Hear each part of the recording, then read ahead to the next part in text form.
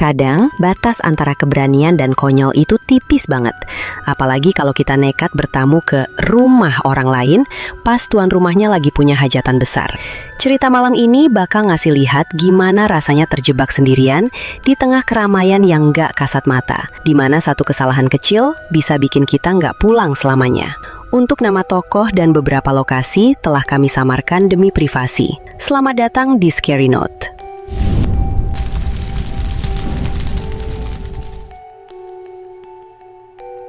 Jadi ceritanya dimulai di kamar Indra di Indramayu, sore hari sebelum dia berangkat. Suasananya hening banget, cuma ada suara gesekan kain waktu dia masukin barang-barang ke dalam tas kerilnya. Bayangin, dia ini orangnya rapi banget, tipe pendaki yang segala sesuatunya harus terukur. Dia melipat baju ganti, masukin kompor lipat, terus dia ngambil satu bungkus kecil dupa aromaterapi dan kopi bubuk, dimasukin ke kantong samping tas. Gerakannya tenang, tapi matanya nggak bisa lepas dari kalender dinding yang ada di depannya. Di situ tertulis jelas, hari Kamis, dan besoknya Jumat Kliwon. Buat orang Jawa, kombinasi hari dan pasaran ini punya bobot yang beda. Rasanya kayak ada setruman halus di udara. Indra tahu persis risikonya. Dia tahu mitos-mitos yang beredar soal malam ini. Tapi dia berusaha keras buat mikir logis. Dia ngeyakinin dirinya sendiri kalau ini cuma masalah manajemen waktu, bukan masalah klinik. Dia narik napas panjang, mencoba menelan rasa nggak enak yang ngeganjal di tenggorokannya. Sambil ngebatin, kalau niat dia ke sana itu cuma buat sowan, buat berkunjung dengan sopan ke rumah tetangga yang beda dimensi. Dia kencengin tali tasnya dengan satu sentakan kuat, seolah-olah gerakan itu bisa ngunci keberaniannya biar nggak bocor keluar. Begitu urusan packing kelar, Indra langsung masukin tasnya ke bagasi mobil dan tancap gas ninggalin Indramayu menuju Kuningan. Ngejar waktu biar kemalaman sampai di pos pendakian. Perjalanan itu awalnya biasa aja, tapi pas langit mulai berubah warna jadi oranye gelap menjelang maghrib, suasana di jalanan desa yang dia lewati mulai kerasa aneh.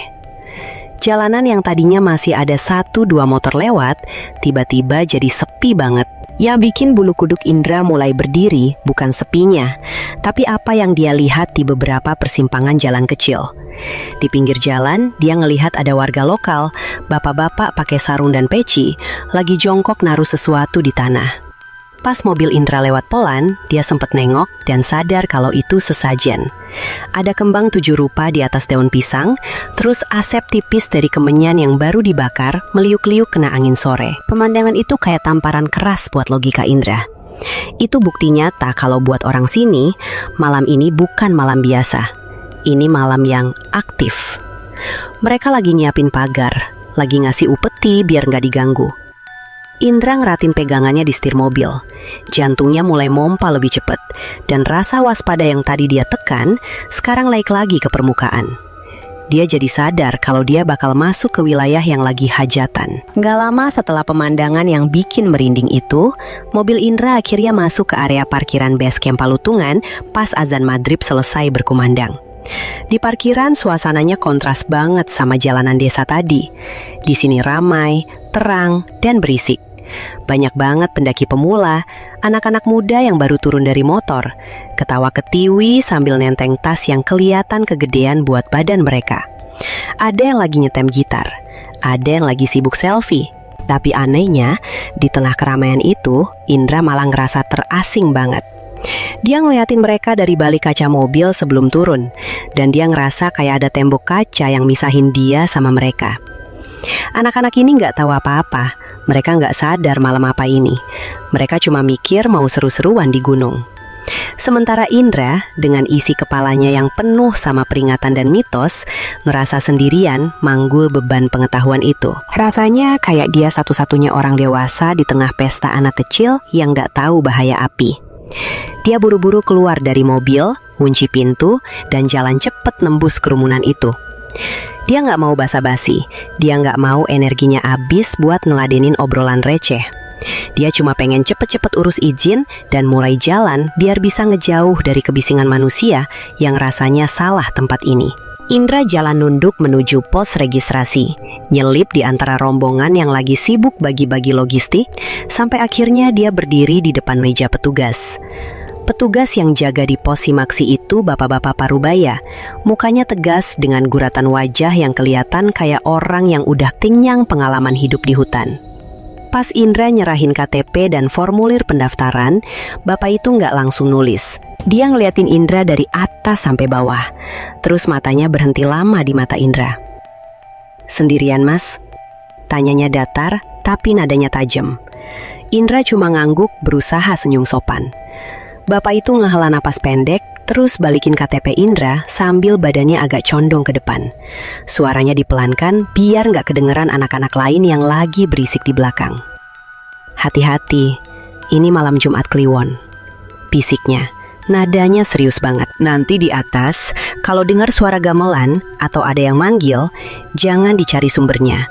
Anggap aja angin lalu, lanjut jalan saja, jangan nengok." Dengar kalimat itu, darah Indra rasanya kayak berhenti ngalir sesaat. Itu bukan sekedar tips pendakian biasa, itu instruksi keselamatan hidup dan mati. Peringatan spesifik soal gamelan itu bikin mitos yang selama ini cuma ada di kepala Indra jadi kenyataan yang sebentar lagi bakal dia hadapin. Dia ngangguk pelan, bilang terima kasih, dan langsung ngerasa kalau ransel di punggungnya jadi tambah berat 2 kali lipat. Keluar dari pos registrasi, Indra jalan ke arah gerbang rimba yang jadi batas antara desa dan hutan, sambil komat kamit baca doa biar hatinya agak tenang. Sampai di depan gapura pendakian yang gelap, Indra berhenti total. Di depannya cuma ada lorong gelap yang diapit pohon-pohon tinggi. Cahaya lampu by base camp udah gak nyampe ke sini. Sebelum dia melangkahkan kaki kanannya masuk, Indra ngelakuin satu ritual kecil yang udah diajarkan kakeknya dulu. Dia hentakkan kaki kanannya ke tanah 3 kali. Duk, duk, duk. Suaranya pelan, ketelan sama tanah basah. Sambil ngelakuin itu, dalam hatinya dia ngucapin salam dengan sungguh-sungguh. "Nun sewu mbah, numpang lewat. Saya nggak ada niat jahat, cuma mau jalan." Itu bukan sekedar gerakan fisik, tapi itu cara Indra buat nalihin saklar di otaknya. Dengan 3 hentakan itu, dia ninggalin statusnya sebagai manusia kota yang berkuasa dan masuk sebagai tamu kecil di wilayah Bahu Rekso atau penjaga hutan ini. Dia nyerahin dirinya pada aturan main yang berlaku di sana. Angin dingin tiba-tiba berhembus dari arah hutan, nyapu wajahnya. Seolah-olah hutan itu ngejawab salamnya dan ngebukain pintu gerbang raksasa yang gak kelihatan mata. Indra nyalain senter kepalanya, sorot cahayanya nembus kegelapan dan dia mulai melangkah masuk ke jalur setapak yang mulai nanjak. Perjalanan awal menuju pos 1 Cigowong ternyata jauh lebih enak dari bayangan dia. Jalurnya lebar, tanahnya padat, dan di kiri kanannya itu hutan produksi. Jadi pohon-pohonnya rapi berjejer kayak tiang, belum terlalu rimbun. Indra jalan dengan ritme santai, napasnya masih teratur. Dia nggak sadar kalau hutan itu sengaja ngasih napas dulu, bikin dia lengah sebelum nanti medannya berubah drastis dan permainan yang sebenarnya dimulai. Rasa aman palsu ini bikin dia jalan lumayan cepat, rasa kuat dan siap, padahal dia baru nyicipin kulit luarnya doang. Gak kerasa, Indra udah ngelewatin pos 1 dan sekarang lagi jalan di jalur landai menuju pos 2. Waktu tiba-tiba ada gerakan di semak-semak sebelah kanannya. Indra refleks ngerem langkahnya dan nyorotin senter ke arah gerakan itu. Di dahan pohon yang agak rendah, cuma berjarak 2 meter dari mukanya, ada seekor burung jalak hitam. Burung itu diam, gak terbang kaget kena lampu. Bulunya hitam legam, paruhnya kuning gading kontras banget. Burung itu natap Indra, kepalanya miring sedikit, matanya itu loh kayak ada inteligensinya, kayak lagi ngawasin dan menilai. Terus, burung itu lompat ke dahan di depannya, nungguin Indra jalan, terus lompat lagi. Kayak lagi nuntun jalan. Indra langsung inget cerita orang-orang tua. Kalau ketemu jalak hitam di gunung, itu tandanya disambut. Tapi di malam Jumat Kliwon kayak gini, sambutan itu rasanya ambigu. Apakah dia disambut sebagai tamu atau diawasi sebagai target? Indra nelen ludah, berusaha nggak bikin gerakan kaget atau ngeluarin suara berisik. Dia nunduk sedikit sebagai tanda hormat ke pemandu itu, dan lanjut jalan pelan-pelan, jaga jarak biar nggak nyinggung burung yang tingkahnya kaku dan misterius itu. Pikirannya dijaga banget, nggak boleh ngelamun kosong, nggak boleh mikir jelek. Si jalak hitam itu akhirnya terbang hilang ke kegelapan pas jalur mulai nanjak terjal. Ninggalin Indra sendirian lagi dengan napas yang mulai ngos-ngosan. Pas lagi fokus natur napas di tanjakan menuju pos 3, tiba-tiba telinga Indra nangkep suara dengungan yang kenceng banget. Nyung, nyung. Suaranya rendah, tapi getarannya kerasa sampai ke tulang. Belum sempat dia mikir itu suara apa, seekor tawon hitam seukuran jempol orang dewasa terbang muterin kepalanya. Gerakannya agresif banget, zigzag di depan muka Indra, bikin dia kaget setengah mati. Tawon itu nggak nyengat, tapi kayak lagi ngegertak. Indra langsung inget tantangan hutan. Jangan ditepuk, jangan dilawan. Dia langsung diam mematung di tengah jalur. Kakinya dipaku ke tanah, tangannya lurus di samping badan. Matanya merem melek nahan nyeri. Keringat dingin mulai netes di pelipisnya. Tawon itu masih muter-muter, suaranya bising banget di telinga. Kayak helikopter mini. Ini ujian kesabaran pertama. Kalau dia panik dan nepuk tawon itu, tamat riwayatnya. Indra nahan napas, zikir dalam hati, nunggu sampai penjaga kecil itu bosen. Rasanya lama banget, mungkin cuma 1 menit, tapi berasa kayak 1 jam. Sampai akhirnya suara dengungan itu menjauh dan hilang ke atas pohon. Indra lemes, lututnya gemeteran dikit, baru sadar kalau ujian mentalnya udah dimulai. Indra minum seteguk air buat nebasahin tenggorokannya yang kering, terus maksa kakinya buat jalan lagi karena langit di atas sela-sela pohon udah berubah warna jadi ungu gelap. Indra sampai di pos 3 Pangguyangan Badak, pas banget momen sandikala alias pergantian sore ke malam. Ini waktu yang paling gak enak buat ada di hutan. Cahaya matahari udah habis, tapi malam belum mapan bener, jadi semuanya kelihatan samar dan abu-abu. Pohon-pohon jadi kayak siluet raksasa yang bentuknya aneh-aneh. Udaranya tiba-tiba jadi lembab dan dingin banget, nusuk sampai ke tulang. Insting purba Indra langsung nyala. Sinyal bahaya di otaknya bunyi kencang bilang kalau dia harus cepet-cepet bikin situasi terkendali. Dia berhenti sebentar, ngebuka tas pinggangnya dan mastiin senter kepalanya nyala di mode paling terang. Begitu tombol ditekan, klik, dunianya langsung menyempit. Yang dia lihat sekarang cuma lingkaran cahaya putih di depan mata, sisanya di kiri kanan belakang cuma tembok kegelapan pekat. Perubahan visual ini bikin dia makin sadar kalau dia benar-benar sendirian. Gak ada lagi cahaya langit yang nemenin, cuma dia dan alat yang dia bawa. Dia percepat langkahnya, pengen cepet-cepet lewatin fase transisi ini dan masuk ke hutan yang lebih rapet.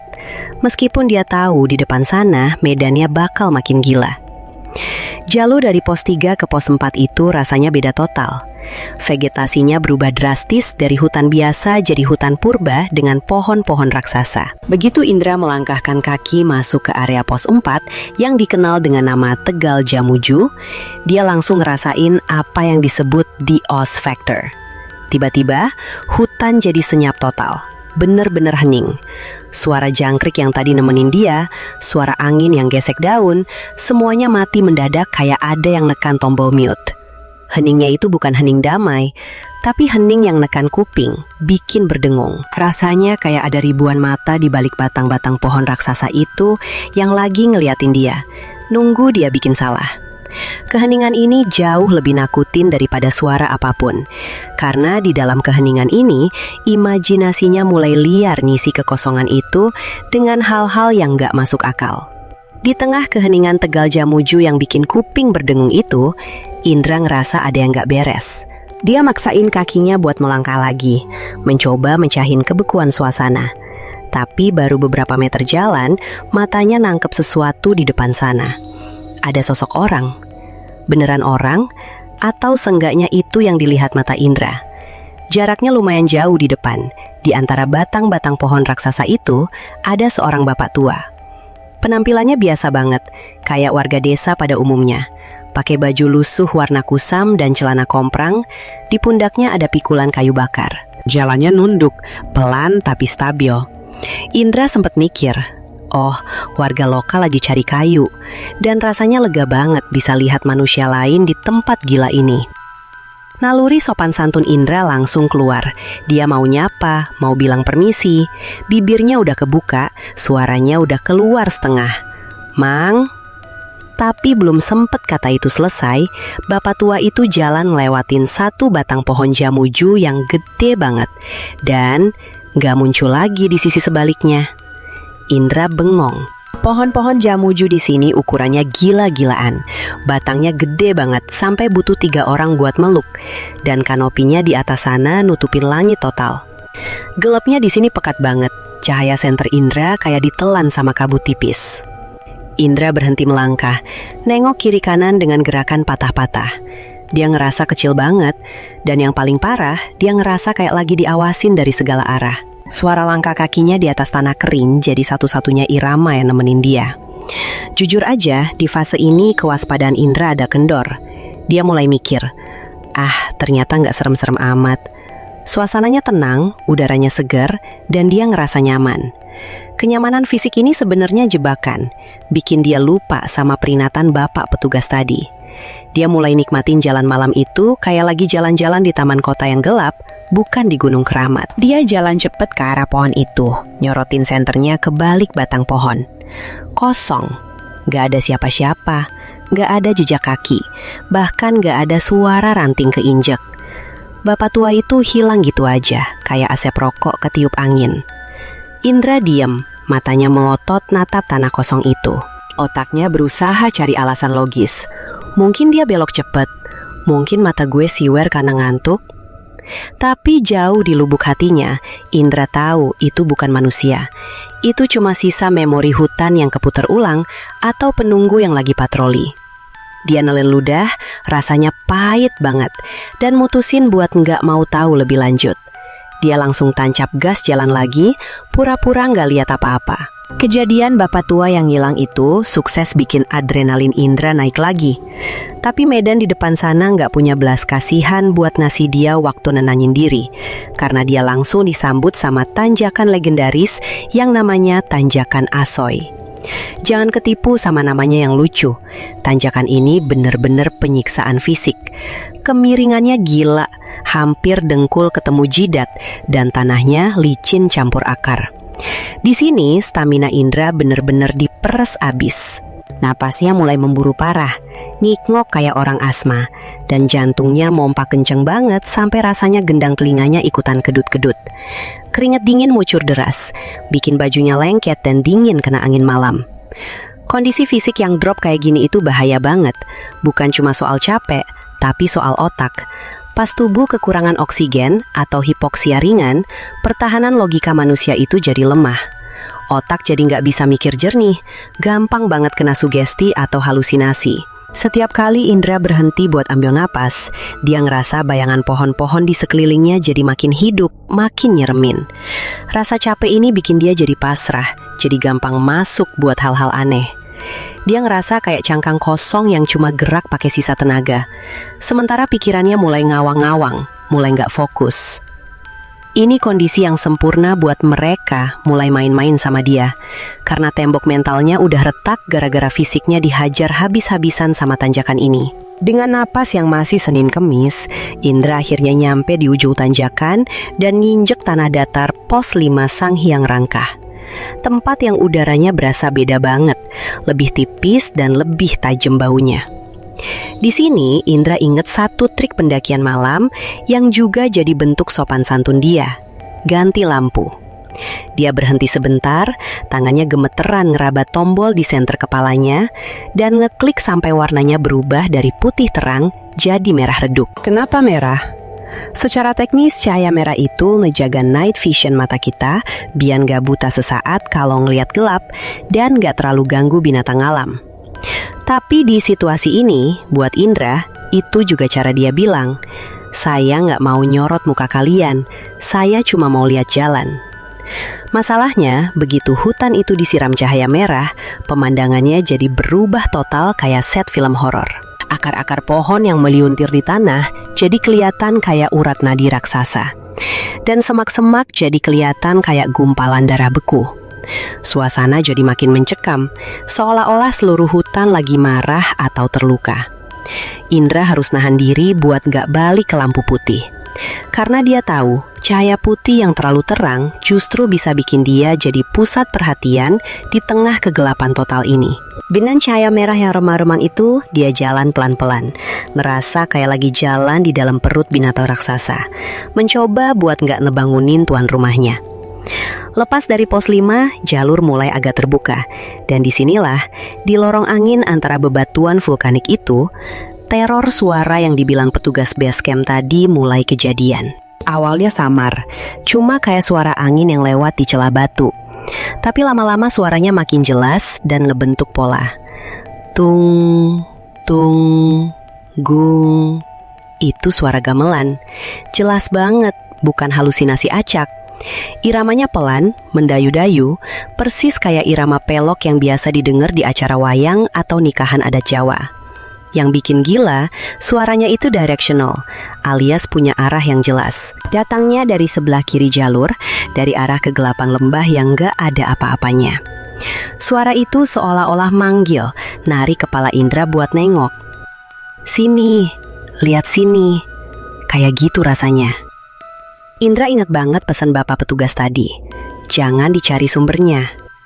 Dia gigit bibir bawahnya sampai sakit buat ngalihin fokus.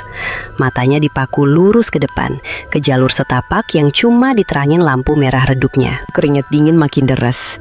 Dia perang batin hebat banget. Satu sisi, rasa penasaran manusiawinya pengen banget nengok buat mastiin itu suara apa. Tapi sisi logikanya teriak jangan. Dia ngerasa kalau dia nengok sekali aja, dia bakal ngeliat sesuatu yang bikin dia nggak bisa balik lagi.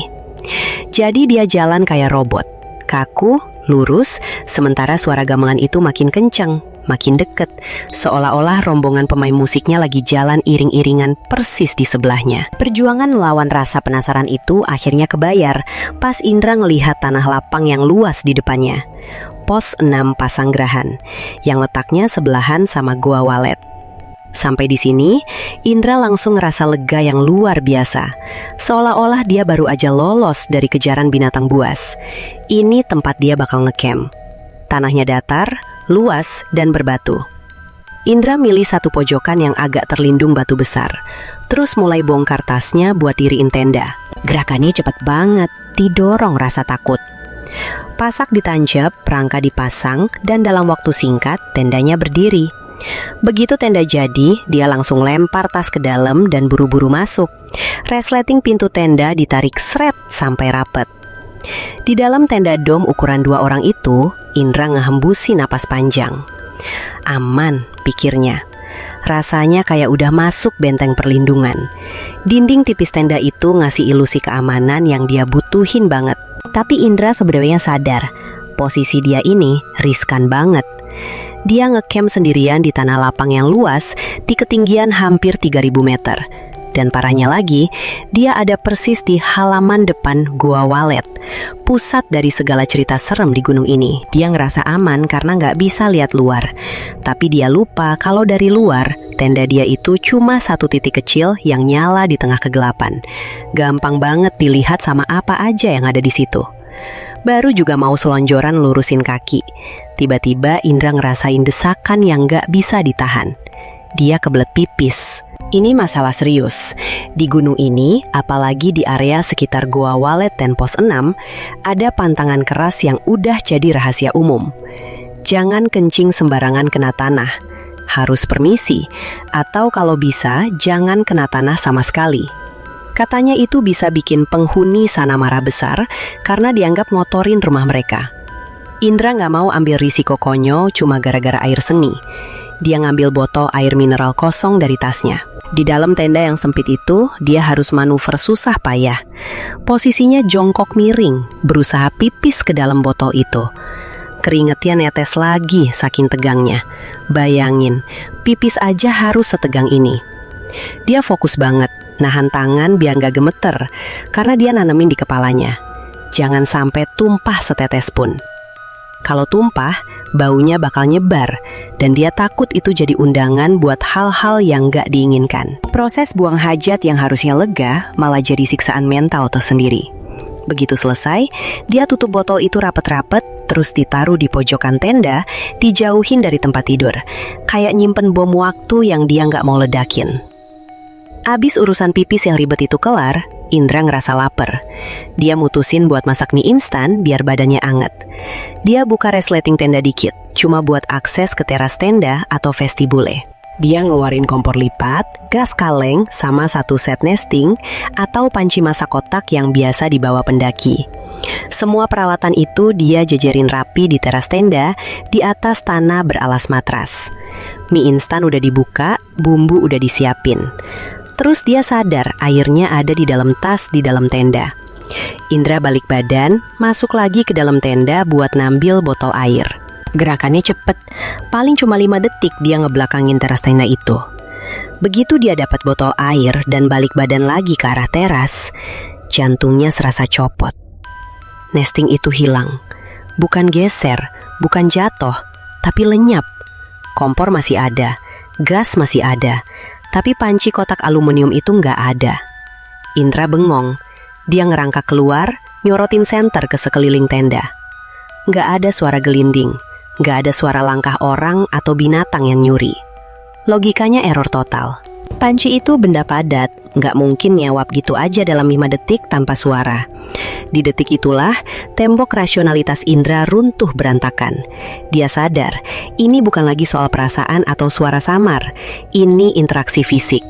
Ada sesuatu yang ngambil barang dia, tepat di depan hidungnya, pas dia lagi lengah dikit. Dan itu artinya, dia bener-bener nggak sendirian.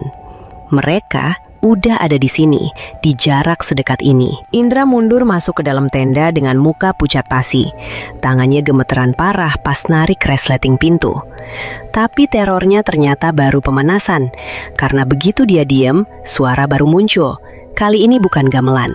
Suaranya datang dari luar tenda, dari area tanah lapang yang tadi kosong lompong. Suara riuh, awalnya kayak dengungan lebah, tapi makin lama makin jelas jadi suara manusia. Banyak banget. Kayak lagi ada di tengah pasar kaget. Indra dengar suara orang tawar-menawar, suara ketawa, suara teriakan pedagang, tapi bahasanya aneh. Itu bahasa daerah, kayak Sunda halus campur Jawa kuno. Dialeknya asing di kuping, tapi intonasi percakapannya jelas banget. Grengeng, grengeng, suaranya saut-sautan. Indra refleks nutup kuping pakai kedua tangannya, matanya merem rapet. Ini nggak nyata, ini nggak nyata. Dia ngulang-ulang mantra itu dalam hati. Tapi anehnya suara itu nggak kedengeran, kayak datang dari luar kuping, tapi kayak langsung ditembakin ke dalam kepalanya. Rasanya penuh, sesat. Dia sendirian di dalam tenda, di gunung sepi, tapi kupingnya dengar keramaian ratusan orang. Kontras antara kesepian fisik dan keramaian audio ini bikin dia ngerasa gila. Dia ngerasa kayak orang asing yang kejebak di dimensi lain, kayak dia satu-satunya yang salah frekuensi di tempat itu. Karena nggak tahan sama suara bising itu, Indra nyoba ngintip lewat celah ventilasi kecil di atap tenda, berharap melihat kalau itu cuma rombongan pendaki lain yang baru datang. Tapi apa yang dia lihat malah bikin dia nyesel seumur hidup. Di luar sana, di kegelapan malam pos 6, dia lihat cahaya. Bukan cahaya senter yang sorotnya lurus tajam, tapi ini cahaya-cahaya bulat, warnanya kuning kemerahan kayak api obor atau bola api, dan jumlahnya banyak. Yang bikin Indra nahan napas, cahaya-cahaya itu geraknya gak wajar. Mereka melayang, nambang di udara. Kadang naik tinggi banget, kadang turun cepet. Gerakannya halus kayak gak punya berat. Gak ada orang yang pegang. Cahaya-cahaya itu muterin area sekitar tenda dia, kayak laron ngerumunin lampu. Indra langsung sadar, itu bukan pendaki. Dia buru-buru matikan senter kepalanya yang dari tadi masih nyala remang-remang. Klik, gelap total. Dia duduk mematung di dalam tenda yang gelap gulita, napasnya ditahan sebisanya. Dia sadar satu hal fatal. Cahaya di dalam tendanya tadi mungkin udah jadi mercusuar buat mereka. Sekarang dia cuma bisa sembunyi dalam gelap, berharap cahaya-cahaya di luar sana nggak sadar kalau ada manusia gemeteran di balik kain tipis ini. Dan ketakutan terbesar Indra kejadian. Di telah dia duduk memeluk lutut dalam gelap, tiba-tiba kain tendanya bergerak. Bukan kena angin, ini beda. Indra bisa lihat lekukan di kain tenda. lekukan yang kecetak jelas dari luar, seolah-olah ada tangan yang lagi nempel dan nekan kain itu. Ada yang meraba tendanya. Srek, srek, suara kain nilon digesek pelan. Tangan tak terlihat itu ngeraba dari sisi samping, terus pindah ke atas, terus turun ke dekat pintu. Indra mundur sampai punggungnya nempel ke sisi tenda yang lain. Matanya terpaku ke lekukan yang bergerak itu. Dia nggak bisa teriak, suaranya hilang kejepit di tenggorokan. Jantungnya rasanya mau meledak saking kencengnya mukul rusuk. Ini adalah teror fisik yang paling murni. Dia nggak bisa lihat siapa yang di luar, tapi dia tahu ada sesuatu yang berdiri cuma berjarak beberapa sentimeter dari mukanya. Cuma dipisahin sama selembar kain tipis yang gampang banget dirobek. Indra cuma bisa meluk lututnya makin kencang. Badannya kaku kayak batu, pasrah nunggu apa yang bakal dilakuin sama tamu tak diundang yang sekarang lagi menginspeksi rumah sementaranya itu. Guncangan di tenda itu berhenti mendadak, sama tiba-tibanya kayak waktu mulai. Tapi bukannya bikin lega, kesunyian yang datang abis itu malah kerasa jauh lebih berat. Seolah-olah udara di dalam tenda abis disedot keluar sampai hampa. Belum sempet Indra ngambil napas lega, dari arah pintu tenda, persis di balik resleting yang cuma berjarak jengkal dari mukanya, terdengar suara. Itu suara perempuan. Halus banget, lembut, nadanya keibuan, tapi ada ayunan nada yang bikin bulu kuduk berdiri. Suara itu manggil nama dia jelas banget. Indra. Panggilannya itu bukan bentakan, malah kayak ajakan sayang, kayak orang tua yang nyuruh anaknya masuk rumah. Terus suara itu ngelanjutin, istirahat di sini ya, capek kan? Dek, jantung Indra rasanya berhenti mompa. Itu bukan halusinasi acak, itu interaksi langsung. Otak reptil Indra yang diajarin sopan santun dari kecil hampir aja ngerespons. Bibirnya udah kedutan mau ngejawab iya atau sekedar nanya siapa. Tapi akal sehatnya langsung ngerem paksa. Dia inget mitos fatal. Jangan pernah ngejawab panggilan di hutan kalau nggak ada wujudnya. Menjawab berarti ngasih izin masuk. Indra ngegigit bibir bawahnya kenceng banget sampai ngerasain rasa asin darah. Cuma buat mastiin mulutnya tetap rapet. Dia meluk lututnya makin erat, matanya merem, badannya gemeteran nahan dorongan buat bersuara. Di luar sana, suara itu nunggu. Hening. Seolah-olah sosok itu lagi nempelin kuping di kain tenda. Dengerin napas Indra, nunggu satu kata aja buat jadi kunci pembuka pintu. Siksaan suara itu akhirnya hilang, tapi gantinya malah lebih parah. Udara di dalam tenda yang tadinya dingin dan lembab, pelan-pelan berubah jadi tebel dan bau. Awalnya kecium bau wangi bunga melati, wanginya kuat banget, kayak ada orang yang numpahin sebotol minyak wangi biang di dalam tenda sempit itu. Tapi sedetik kemudian, wanginya berubah. Di balik aroma melati itu, ada bau lain yang nyodok hidung, bau anyir, bau besi karatan yang basah. Indra langsung tahu itu bau apa, darah. Campuran antara wangi kembang kuburan sama bau darah seger ini bikin perut Indra mual seketika. Dia ngebekep mulut dan hidungnya pakai tangan, nahan biar nggak muntah. Baunya itu bukan datang dari luar ke bawah angin, tapi rasanya kayak sumber baunya itu ada di sini, duduk di pangkuannya atau meluk tendanya dari luar. Saking pekatnya bau itu, mata Indra sampai berair perih. Ini bikin dia sadar kalau sosok yang tadi ngeraba dan manggil itu belum pergi. Dia masih di situ. Mungkin dia lagi jongkok persis di depan pintu. Atau mungkin dia lagi nempel di atap tenda. Indra ngerasa ruang geraknya makin sempit. Kayak dinding-dinding tenda itu makin rapet ngehimpit dia. Dia cuma bisa nahan napas pendek-pendek, berdoa biar paru-parunya nggak perlu nyedot udara busuk itu terlalu banyak. Indra ngelirik jam tangannya yang nyala dalam gelap. Jarumnya nunjukin tepat ke angka 12 malam, titik puncak pergantian hari ke Jumat Kliwon. Detik itu juga, seolah-olah ada komando gaib, suara gamelan yang tadi sore cuma samar-samar, sekarang meledak. Gong! Suaranya kenceng banget, gak masuk akal kencengnya. Bukan lagi kayak denger dari jauh, tapi kayak Indra lagi duduk di tengah-tengah panggung gamelan. Tanah di bawah matras tenda terasa bergetar, ngikutin irama pukulan kenong dan gong. Dan yang bikin mental Indra bener-bener down, suara gamelan itu sekarang ada vokalnya. Suara sinden. melengking tinggi, nyanyiin tembang Jawa yang liriknya nggak jelas, tapi nadanya nyayat hati. Suaranya datang dari arah Goa Walet, bergema mantul-mantul di dinding kawah, bikin efek surround yang bikin pusing. Indra udah gak kuat lagi.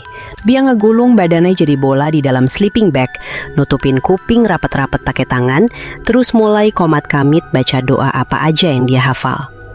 Dia gak peduli lagi sama urutan doa atau tajwid. Yang penting ada suara Tuhan di kepalanya buat ngelawan suara setan di luar sana. Dia ngerasa tendanya kayak lagi diputer-puter, disorientasi total. Dia nggak tahu mana atas mana bawah. Yang dia tahu cuma dia harus tetap sadar, nggak boleh pingsan, nggak boleh kosong. Karena kalau dia kosong, dia bakal ditarik keluar buat gabung sama pesta gila itu. Teror audio itu berlangsung non-stop selama 3 jam, nyiksa saraf indera tanpa ampun. Sampai akhirnya jarum jam nunjukin angka 3 pagi. Snap! Tiba-tiba, semuanya berhenti total. Kayak ada orang yang nyabut kabel speaker raksasa. Suara gamelan hilang, suara sinden hilang, bahkan suara angin juga hilang. Hening, bener-bener hening mati. Perubahan drastis dari bising luar biasa ke sunyi senyap ini malah bikin efek kaget yang lebih parah. Kuping Indra berdengung kencang, nging, saking kagetnya. Dia ngelepasin tangan dari kupingnya pelan-pelan, matanya liar ngeliat ke sekeliling tenda yang gelap. Apakah udah selesai?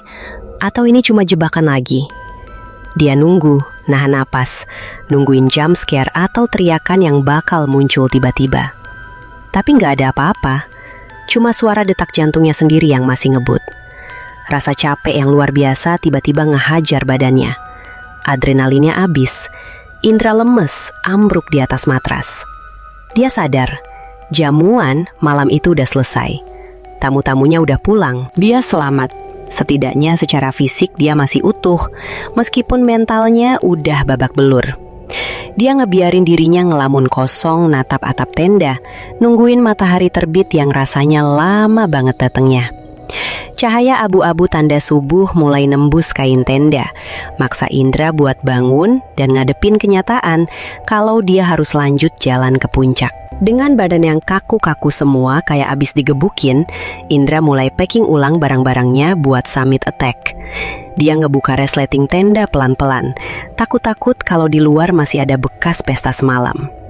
Pas dia keluar, udara dingin langsung nampar mukanya. Dia ngelihat ke arah teras tenda. Tempat nesting atau panci masaknya hilang semalam. Semak-semak di sekitarnya rimbun dan gelap. Logika manusianya bilang, cari, mungkin cuma digeser musang. Tapi insting bertahan hidupnya teriak, jangan bodoh. Dia ngerasa kalau dia nyari barang itu ke semak-semak, dia bakal nemuin hal lain yang gak mau dia lihat. Atau lebih parah, itu dianggap ngambil balik pajak yang udah diambil sama penunggu sana. Indra ngehela napas, berdiri tegak, dan mutusin buat ikhlasin aja.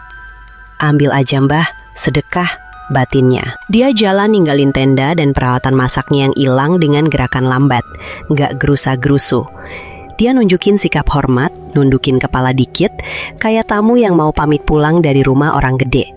Keputusan buat gak nyari barang hilang itu adalah simbol kepatuhan total dia sama hukum rimba di situ.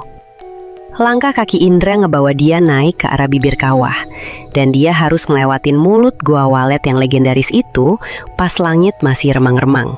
Ini momen kritis terakhir. Goa itu ada di sebelah kiri jalur, mulutnya nganga lebar dan gelap banget. Dari dalam lubang gua keluar kabut tipis yang muter-muter kena angin. Bentuknya aneh-aneh, kayak siluet orang yang lagi nari pelan. Indra ngerasa ada daya tarik yang kuat banget dari gua itu. Kayak ada magnet yang maksa kepalanya buat nengok dan nyorotin senter ke dalam. Rasa penasarannya gila-gilaan. Siapa yang nyanyi semalam? Apa yang ada di dalam sana? Tapi Indra ngelawan impuls itu mati-matian. Dia fokusin pandangannya ke ujung sepatu botnya sendiri. Dia jalan nunduk, tangannya sedekap di dada nahan dingin sambil terus ngucap, "Nuwun sewu, nuwun sewu." Dia lewat di depan gua itu tanpa sekalipun ngarahan cahaya senter ke dalam lubangnya. Yang ngerasa di sudut matanya ada bayangan-bayangan hitam yang berdiri di bibir gua ngeliatin dia lewat. Tapi selama dia nggak ngeliat balik, dia aman. Dia lulus ujian buat nggak mengintip rahasia dapur mereka. Begitu dia ngelewatin tanjakan pasir terakhir, pemandangan di depannya terbuka lebar. Puncak Gunung Ciremai 3078 meter di atas permukaan laut. Matahari baru aja nongol di ufuk timur, warnanya emas kemerahan, nyinari lautan awan yang ngehampar di bawah. Indra berdiri sendirian di titik tertinggi Jawa Barat itu. Nggak ada orang lain. Angin di sini kencang, tapi baunya beda. Baunya bersih, bau belerang tipis campur udara beku. Nggak ada bau anyir atau melati busuk lagi. Indra jatuh berlutut di pasir kawah. Dia nggak teriak merdeka atau sorak-sorai kayak pendaki lain. Dia malah nangis. Air matanya keluar gitu aja, bukan karena bangga udah nemuncak, tapi karena rasa lega yang tumpah ruah. Dia ngerasa kecil banget, tapi di saat yang sama ngerasa diterima. Dia ngerasa gunung ini baru aja ngasih dia izin hidup setelah semalam suntuk main-main sama nyawanya. Rasanya haru banget. Dia ngelihat tekawah ganda yang mati di bawah sana dan sadar kalau dia cuma butiran debu yang kebetulan dibolehin lewat. Kemenangan dia hari ini bukan karena dia kuat nanjak, tapi karena dia berhasil nahan diri, nahan ego, dan nahan rasa takutnya sendiri. Puas nerejepin momen matahari terbit, Indra turun balik ke pos 6 buat packing tenda dan pulang. Dan disinilah dia dapat tamparan realitas terakhir. Dari jalur turun, dia bisa lihat area pos 6 Pasanggerahan dari ketinggian. Di tanah lapang yang luas berbatu itu, tenda dia warna oranye berdiri sendirian. Bener-bener sendirian. Gak ada tenda lain, gak ada jejak perkemahan lain, gak ada sampah sisa pasar, gak ada apa-apa. Tanahnya bersih, sunyi, sepi. Pemandangan visual ini bertolak belakang banget sama ingatan audio dia semalam yang dengar suara ratusan orang kayak pasar malam. Indra diam lama ngeliatin tendanya. Otaknya kayak konslet. Yoba nyatuin dua fakta yang gak nyambung itu. Gue gila ya semalam, pikirnya. Apa itu semua cuma mimpi? Tapi pas dia bongkar tenda dan lihat jejak nestingnya yang hilang beneran gak ada, dia tahu itu nyata. Gunung ini jago banget manipulasi realitas. Dia ngerasa trauma yang aneh, trauma yang halus. Dia jadi ragu sama panca inderanya sendiri. Buru-buru dia masukin semua barang ke tas keril. Gak mau lama-lama di tempat yang penuh tipu daya ini. Perjalanan turun dari pos 6 ke base camp dilakuin Indra dengan mode ngebut. Setengah lari, didorong rasa pengen cepet-cepet ketemu peradaban manusia. Tapi gunung belum selesai sama dia. Sepanjang jalan turun yang curam itu, Indra ngerasain hitchhiker effect atau efek nebeng. Tas kerilnya yang harusnya makin enteng karena logistik udah dimakan, malah kerasa makin berat. Beratnya aneh, kayak ada anak kecil yang gelantungan di bagian atas tasnya, narik bahunya ke belakang.